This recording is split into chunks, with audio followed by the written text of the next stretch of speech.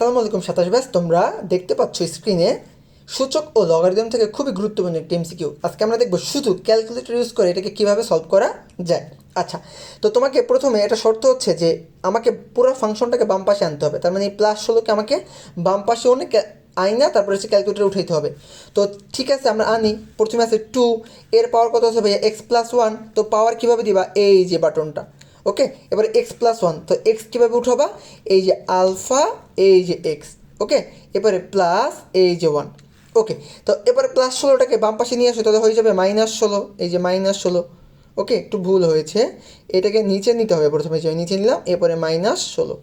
ওকে ওকে, ক্যালকুলেটরে উঠানো শেষ। এখন আমাকে অপশনগুলো চেক করতে হবে। তো চলো, প্রথম অপশনে কী আছে ভাইয়া, প্রথম অপশনে আছে 16। তো কীভাবে চেক করবা, এই যে ক্যালক, এই যে 16। তাহলে দেখো অ্যান্সার কি শূন্য আসে না, শূন্য আসে না। দ্বিতীয় অপশন কত আসবে, 3। তাহলে এই যে ক্যালক, এই যে 3, তাহলে অ্যান্সার কত আসবে, শূন্য আসে। তার মানে আমি যখন এক্সের ভ্যালু 3 বসাবো তখন এই ফাংশনের ভ্যালু কী আসবে, শূন্য আসবে। ওকে, আশা করি বুঝতে পারছি।